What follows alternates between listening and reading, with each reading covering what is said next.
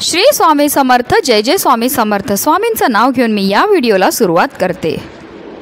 हिंदू धर्मात चैत्र महिना अत्यंत पवित्र मानला जातो, कारण या महिन्यात चैत्र नवरात्री, श्री राम नवमी, गुढीपाडवा, हनुमान जयंती सारखे महत्त्वाचे सण साजरे होतात। या महिन्यात अमावास्या तिथीलाही विशेष महत्त्व असतं। प्रत्येक महिन्यात अमावास्या तिथी येते। अमावास्या तिथीला हिंदू धर्मात खूप महत्त्व आहे। ही तिथी जगाचे पालनहार श्रीहरी विष्णू आणि आपल्या पूर्वजांना समर्पित आहे। या दिवशी जप, तपश्चर्या आणि दान करण्याची परंपरा आहे। या दिवशी पितरांना नैवेद्य अर्पण केल्याने त्यांना वैकुंठ धामामध्ये स्थान मिळते।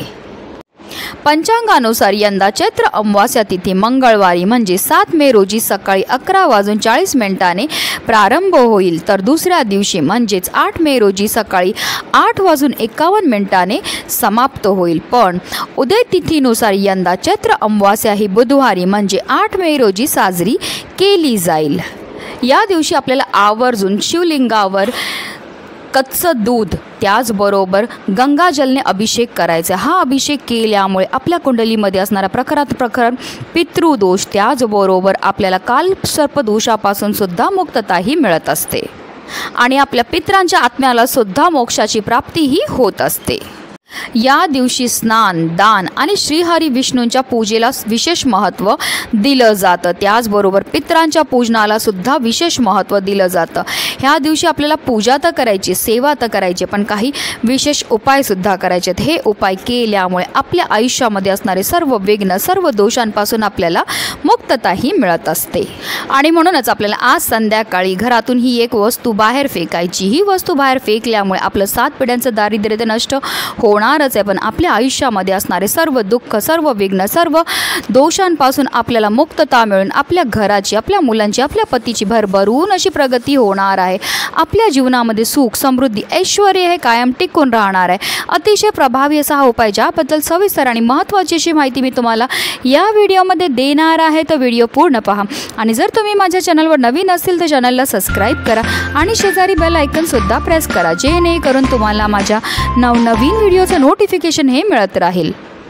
अगदी तुमच्यापासून माझ्यापर्यंत प्रत्येकजण खूप मेहनत करतो, खूप कष्ट करतो, जेणेकरून आपल्या आयुष्यामध्ये सुख समृद्धी नांदेल। पण बऱ्याचदा काय होतं ना, आपल्या घरामध्ये काही दोष असतात किंवा आपल्यामध्ये काही दोष असतात, त्यामुळे सुद्धा आपल्याला कोणत्याही क्षेत्रामध्ये यश हे मिळत नाही। आपण मेहनत तर करतो, कष्ट तर करतो, पण आपल्या कष्टाला, आपल्या नशिबाची साथ ही मिळत नाही। आपल्या घरी पैसा तर येतो, पण आलेला पैसा आपल्या घरामध्ये टिकून राहत नाही। जर आपल्या घरामध्ये वारंवार भांडणं होत असतील, कलह होत असतील, आजारपण येत असेल, मुलांची चिडचिड होत असेल, कटकटी करत असतील, मुलांचं पटत नसेल किंवा नवरा बायकोंचं पटत नसेल, बऱ्याचदा आपल्या मुलांच्या लग्न जुळण्यामध्ये समस्या येतात, बऱ्याचदा संतान प्राप्तीमध्ये समस्या येतात, बऱ्याचदा नोकरी व्यवसायामध्ये आपल्याला यश मिळत नाही। तर ह्या सर्व समस्या का उद्भवतात? तर त्या उद्भवतात आपल्या घरामध्ये असणाऱ्या दोषामध्ये। जर आपल्या घरामध्ये वास्तुदोष असेल, पितृदोष असेल, तरीसुद्धा आपल्या जीवनामध्ये अशा प्रकारच्या समस्या ह्या येत असतात। आणि अमावास्या तिथीला जर आपण हा उपाय केला तर आपल्या जीवनामध्ये असणारा प्रखरातला प्रखर पितृदोषापासून सुद्धा मुक्तता मिळण्यामध्ये मदतही मिळत असते। आता हा उपाय आपल्याला कधी करायचा? तर हा उपाय आपल्याला संध्याकाळी 6 वाजल्यापासून रात्री 12 वाजेपर्यंत तुम्हाला जेव्हा पण वेळ मिळेल तेव्हा तुम्ही करू शकतात। तर ह्या उपायाकरता आपल्याला थोडेसे काळे तीळ हे घ्यायचे आहेत। काळे तीळ हे आपल्या पितरांकरता समर्पित असतात। श्रीहरी विष्णूंच्या घामापासून तिळांची उत्पत्ती ही झाली होती, म्हणून जर आपण अमावास्या तिथीला तिळांपासून काही उपाय केले तर आपल्या कुंडलीमध्ये असणारा प्रखरातला प्रखर पितृदोषापासून आपल्याला मुक्तताही मिळत असते।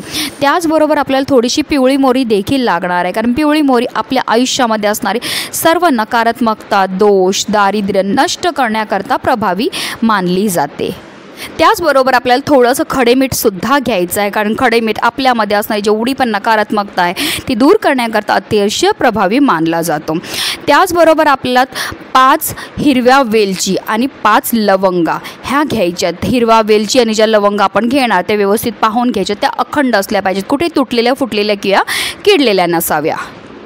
त्याचबरोबर आपल्याला 7 लाल मिरच्या घ्यायच्या, त्या देठासकट असणं गरजेचं आहे।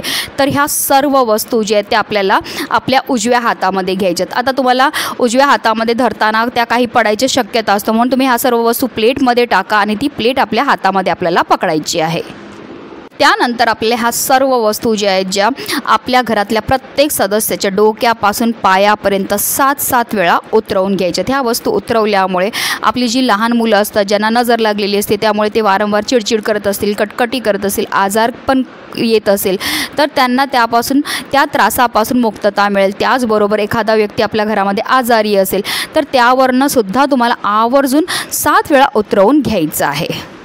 घरातल्या प्रत्येक सदस्यावरनं ह्या वस्तू उतरवून घेतल्यानंतर आपल्या संपूर्ण घरामधनं सुद्धा ह्या वस्तू फिरवून घ्यायच्यात. फिरवताना आपल्याला निरंतर श्री स्वामी समर्थ, श्री स्वामी समर्थ या मंत्राचा जप करत करत संपूर्ण घरामध्ये ह्या वस्तू फिरवून घ्यायच्यात. त्यानंतर आपल्या मुख्य प्रवेशद्वारावरनं सुद्धा आपल्याला 7 वेळा ह्या वस्तू उतरवून घ्यायच्यात. उतरवताना आपल्या मनामध्ये असा भाव असला पाहिजे की ह्या वस्तूंबरोबर माझ्या घरामध्ये असणारी जेवढी पण नकारात्मकता आहे, दोष आहेत, दारिद्र्य, एडापिडा, अलक्ष्मी, तिला आम्ही माझ्या घरातनं बाहेर काढून टाकलेली, अशा रीतीने आपल्या मनामध्ये भाव असला पाहिजे. त्यानंतर आपल्याला ह्या वस्तू घेऊन जाऊन आपल्या घरापासून थोडं लांब दक्षिण दिशेला टाकून द्यायचं. टाकून देताना फक्त तुम्हाला काळजी एवढी घ्यायची आहे की कोणाच्या अंगावर पडल्या नाही पाहिजेत, कोणाच्या अंगणावर पडला नाही पाहिजेत किंवा त्या वस्तूंवर कोणाचा पाय पडला नाही पाहिजे. अशा रीतीने आपल्याला ह्या वस्तू फेकायच्यात. आता जर तुम्ही गावात राहत असतील, तुमच्याकडे चूल असेल, तर चुलीमध्ये पेटवल्या तरीही चालणार आहे. एकदा वस्तू आपण ह्या उपाय करून आल्यानंतर घरी यायचं, स्वच्छ हात पाय धुवायचेत आणि आपल्या स्वामींचं दर्शन घ्यायचं आहे. फक्त काळजी एवढी घ्यायची, हा उपाय करताना तुम्हाला कोणी रोखणार नाही, टोकणार नाही, ह्याची तुम्हाला काळजी घ्यायची. परत त्याचबरोबर तुम्हाला कोणाशी हा उपाय करताना बोलायचं सुद्धा नाही. अतिशय प्रभावी असा हा उपाय नक्की करून पहा. उपाय केल्यामुळे तुमच्या घराची, तुमच्या मुलांची, तुमच्या पतीची भरभरून अशी प्रगती होणार आहे. आपल्या आयुष्यामध्ये सुख, समृद्धी, ऐश्वर हे कायम टिकून राहणार आहे. म्हणूनच व्हिडिओ जास्तीत जास्त लोकांपर्यंत शेअर करा, जेणेकरून प्रत्येकाच्या आयुष्याचं कल्याण हो. ही स्वामीचरणी प्रार्थना. श्री स्वामी समर्थ. जय जय स्वामी समर्थ.